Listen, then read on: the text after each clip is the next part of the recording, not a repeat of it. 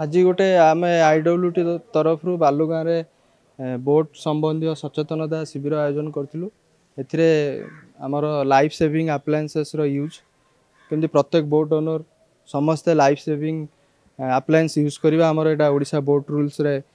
Mandate माने गोटे mandate अच्छी एटा निहाती समस्ते करवा एटा मैंडेटोरी एटा आमर सुरक्षा और यात्री मान सुरक्षा ता सहित समस्त बोट जोटा कि आमर बालुगाँ सेक्टर रे चिलिका सेक्टर रे चलुची सेटा निहाती रेजिस्ट्रेशन हवा आवश्यक एवं गवर्नमेंट तरफ बहुत सुविधा रही रेजिस्टर्ड बोट मानक आम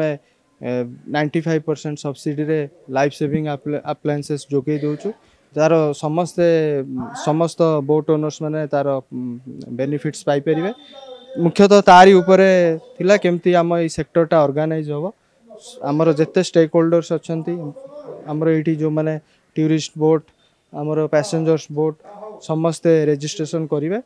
एवं मैंडेटोरी लाइफ सेविंग आप्लायंसेस यूज करेंगे। यहाँ ही आज आज तो मुख्यतः आम सचेतनता शिविर उपर आलोचना करते आगु को सब जिनस आम निहाती दृष्टि आकर्षण करूँ। आज आमर इंग्लैंड वाटर ट्रांसपोर्ट डिविजन तरफ जो आमर जो पर्यटक मानक नहीं आम जो बट बट आसोसिएशन भाई मैंने जो चलापचल करुचु ये अवेयरनेस प्रोग्राम आम आसलु। ये अवेयरनेस प्रोग्राम आमर गोटे मुख्य दाबी थिला जे बोट जो लाइसेंस आम करुचु विगत 3 वर्ष है आमको लाइसेंस दि जाऊनी कि आम पैसा इंश्योरेंस लाइसेंस बांधला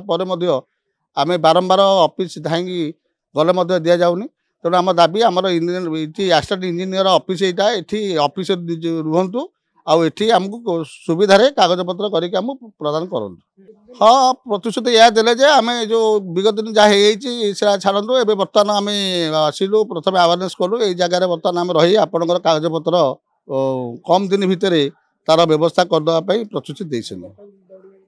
ना सी मना कले आम तुम बारंबार पैसा खर्च करके दरकार कटक तुम बालुगाँ रही तुम ये लाइसेंस गुड़ा आम प्रदान करूँ।